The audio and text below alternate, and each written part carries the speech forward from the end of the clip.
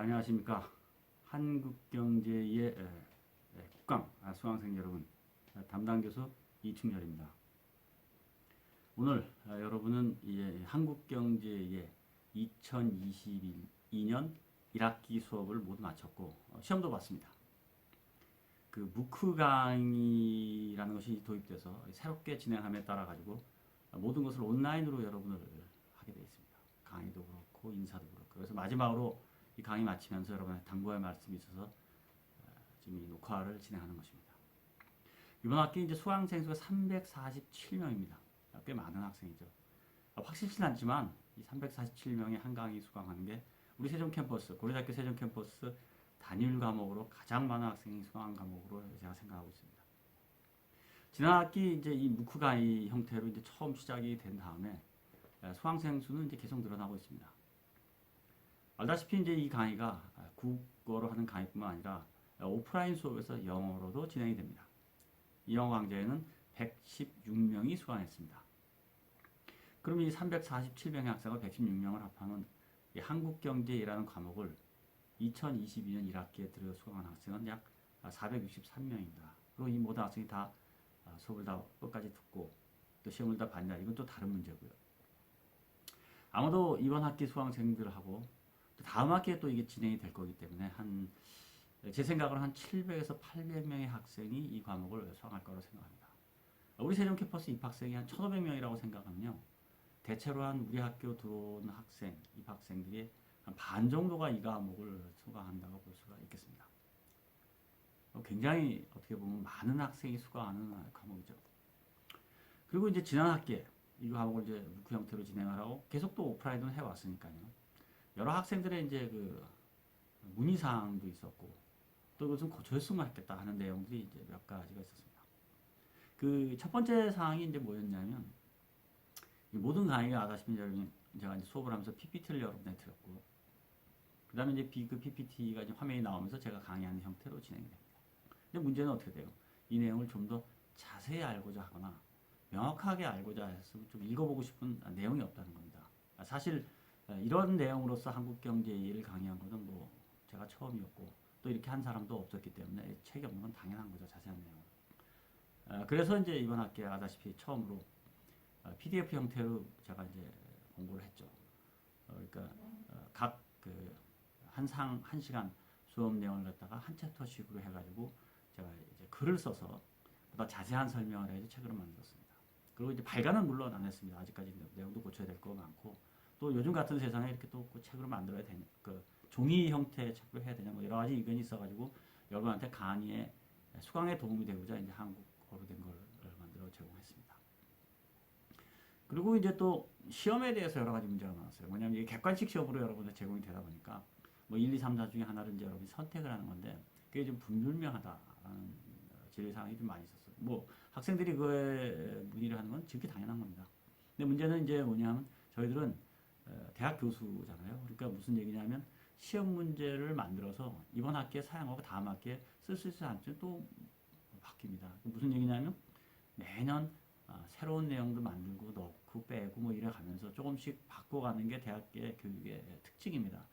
여러분이 이제 중고등학교를 다닐 때는 표준화된 과목이 있어가지고 몇 년째 뭐 몇 차 교육 과정이다 뭐 이렇게 해가지고 똑같은 내용을 학생들이 학습하게 하지만 대학의 교육 과정은 매 학기당 교육 내용은 조금씩 바뀝니다. 그리고 저도 그걸 반이라고 노력을 하고요. 이런 과정에서 나오다 보니까 시험 문제도 그렇게 하다 보면 어떻게 돼요? 한 번, 여러분한테 딱 한 번 내지 두 번 사용할 문제를 만들다 보면 우리가 계속 어떻게 돼요? 오류가 날 수가 있는 건 당연한 거예요. 그래서 이제 그걸 받아들이고 어떤 경우에는 답이 뭐 2개가 될 수도 있고 어떤 경우에는 뭐 3개가 될 수도 있고 문제가 자체가 틀릴 수도 있게 나오는데, 보통 이제 시험을 보다 보면 여러분이 한번 중간 시험보다 기말고사 100문제 정도 나오기 때문에 그런 문제 한두 개 정도에서 우리가 생겨가지고 우리가 정답을 고쳤거나 해도 큰 상황은 변하지 않습니다. 그래서 이제 그렇게 계속 진행하는 거고, 저는 또 다음 학기 어떻게 하냐, 또 다른 문제를 조금씩 내는 거로 계속 고쳐가면서 하기 때문에 이 문제는 주려는 가지만 항상 이제 생길 수가 있다는 점을 알려드립니다. 그 다음에 이제 강의 노트가 제가 만들었어요. 지난 오탈자가 많다 그래서 이거 많이 고쳤습니다. 그 또 하나 얘기는 제가 강의할 때 썼던 거하고 실제로 여러분의 파워포인트 보던 건 조금 내용이 다른 내용이 있을 수가 있어요. 큰 내용은 아니지만 이거 역시도 제가 계속 내용을 업데이트하면서 예를 들자면 통계 같은 걸 갖다가 1, 2년 혹은 6개월치를 더 새 걸 여러분에게 보여주면서 보다 완벽한 강의를 하려고 하는 제 시도였다는 점을 이해하십시오. 그렇게 하시면 되겠습니다. 물론 뭐 문제도 많이 있다는 걸 잘 알고 있습니다. 그리고 이제 어떻게 했어요? 또 하나 이제 중요한 사항은 몇 가지 사항을 챕터를 좀 바꿨죠. 그러니까 처음에 소개할 때 제가 일부 내용을 좀 넣고 또 코로나19 얘기하는 경우는 지금 이미 이 강의를 녹화할 때는 1년 전이었는데 알다시피 이제 코로나19가 거의 없어지고 그 문제가 줄어들고요. 정상화되는 게 때문에 한 2년 정도의 통계 자료를 이용해서 여러분한테 새로운 강의를 또 할 수 있다는 점, 했다는 점, 저는 뭐 굉장히 잘했다고 생각을 하고 있습니다. 그럼 이 강의가 끝난 다음에 이제 여러분은 무엇을 해야 되냐? 이제 방학을 맞이하게 되죠. 그때 이제 당부하고자 하는 말이 있어서 제가 사실 이걸 녹화를 한 겁니다. 시험도 마쳤고 그러니까 2달간 9월 아마 초에 여러분을 만나보게 될 텐데 여러분 나름대로 많은 계획이 있을 거라고 생각합니다. 제 이제 학교 교수로서 한 20여 년 경험을 보면 뭐 부족한 과목을 공부하겠다. 그래서 특정 과목을 또 뭐 배우겠다 하는 학생이 있어. 학원도 다니는 학생이 있고 그룹 스터디를 하는 학생도 있습니다. 방학 내내. 혹은 무슨 자격증 시험을 보겠다. 그래서 공부하는 거고요. 어떤 무슨 뭐 공무원 무슨 시험을 보는 그런 학생도 있었고. 혹은 뭐 특정 주제를 준비한 다음에 무슨 경시대회를 나가기 위해서 그룹 스터디를 하는 학생도 있었습니다. 그렇게 하고 이제 또 아르바이트 내가 이제 경제적으로 별로 이렇게 윤택하지 못하니까 내가 돈을 벌어서 내가 학업을 진행하겠다 하는 학생들도 있었고 많은 종류의 학생이 있었습니다. 그리고 실제로 이렇게 목적을 하나 세워가지고 진행을 하면 여러분한테 굉장히 도움이 된다는 걸 알려드립니다. 지금까지 여러분이 이제 지금 현재 대부분의 학생이 대학 1학년이라고 생각해보면 여러분 주도하에 뭘 해본 적이 별로 없잖아요.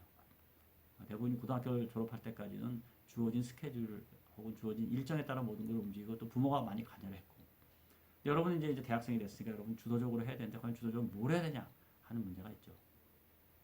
여름 방학 때 이제 아까 제가 말씀드린 여러 가지 있죠. 뭐 팀을 짜서 뭘 하기도 하고 자격증 공부를 하고 부족한 공부를 하기도 하고 뭐 무슨 경시대에 나갈 준비를 하고 뭐 많습니다. 그 순서에 이제 아르바이트도 있고요. 제가 이제 말씀드리고자 하는 건 이번 코로나19가 끝나고 여러분과 같은 학생들이 뭐 전국에 어떻게 보면 대학 1학년, 2학년, 3학년 다 마찬가지입니다. 한 2년 동안에 여러 가지 과외 활동을 못했기 때문에 이번 여름에 이제 굉장히 많은 걸 하리라고 생각하고 여러분들 그 기회를 잘 활용하라. 뭐 이런 의미에서 지금 이 강의를 제가 녹화하는 것입니다. 그 중에 하나 제가 권장드린 건 이번 여름 방학을 여러분이 어떻게 보면 이제 또 하나 성장하는 기회를 가져야 되는데 그 성장하는 기회는 뭐냐 하면 좀 우리나라를 아는 기회를 삼으라는 겁니다. 아니 내가 우리나라에 태어나가지고 대한민국에 태어나서 뭐 20년 이상을 지났는데 뭘 또 우리나라 아냐고 생각하지만 잘 생각해 보십시오. 여러분이 태어나서 자라는 환경을 보면 특정 지역을 벗어나지 않을 뿐만이 아니라 특정 사람들의 계층과 만나는 것에 굉장히 제약되고 살았습니다. 우리나라 사람은 이제 5천만 명이 살고 있고요. 다양한 계층의 사람들이 살고 있어요. 제가 무슨 뭐 소득이라든가 뭐 지역 구분을 한다는 게 아니고 여러분이 살아온 환경이 그렇다는 얘기입니다.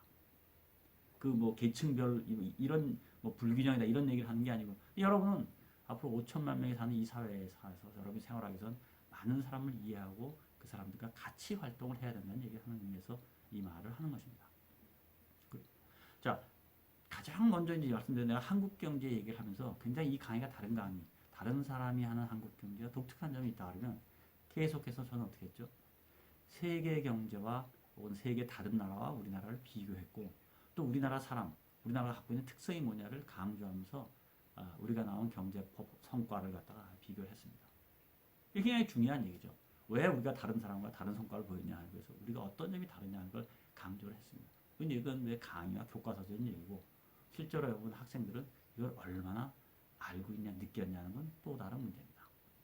그래서 이번 여름방학 동안에 여러분이 그걸 좀 더 해소할 수 있는 기회를 삼으라 라는 것이 저의 바람이라고 볼 수 있습니다. 그러니까 우리나라의 경제, 사회, 문화가 도대체 어떤 것인가를 한번 알면서 물론 책도 있는 것도 좋지만 밖에 나가서 한번 활동을 해보라 이런 얘기입니다. 자, 가장 중요한 사실은 뭐냐? 세계를 알기 전에 우리를 먼저 알아야 된다. 이제 흥미로운 사실 중에 하나는 지난 2년 동안 전 세계 거의 모든 나라가 다 똑같았다는 얘기고 거의 같은 여러분과 같은 나이 사람은 같은 경험을 했다는 겁니다. 뭐냐? 바깥에 나가지를 못하고 외부 활동이 극도로 제한된 생활을 살아왔다는 것입니다. 근데 여러분이 이제 2022년 여름방학 때부터 이게 이제 펼쳐졌죠. 여러분은 세계를 알 기회를 놓쳤다라고 이제 할 수 있습니다. 하지만 2년 동안에. 하지만 그 똑같이 뭐냐면 우리 사회를 알 기회를 놓쳤습니다. 그래서 이번 여름 방학엔 그 기회를 잡으라. 물론 제가 여러분들 공부를 하지 말라든가 어떤 뭐 팀 스터디라든가 하고 아르바이트를 하지 말라는 얘기가 아니고 그 사이에 틈틈이 이것을 했으면 좋겠다라는 의미에서 이걸 녹화하는 겁니다. 지금까지 아직 해외여행은 좀 두렵기도 합니다. 왜냐하면 뭐 방역 문제도 있고요. 혹은 또 요새 기름값이 올라가서 뭐 우크라이나 전쟁 이런 것 때문에 항공료 등 비용이 상승해서 경제적 부담도 큽니다. 그래서 우리나라를 알 기회를 이번에 삼으라 하는 겁니다. 뭐 버스를 타고요.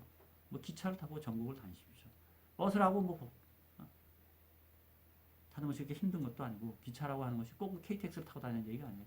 무궁화호를 타고 여기저기 내리면서 코레일에서 주는 일주일짜리 패스 한번 사고 전국을 한번 돌아다 보십시오. 가다가 조그만 역에 내려서 한번 보기도 하고 또 큰 역에 내려서 보기도 하고 아름다운 우리나라 사람 경치 보고요.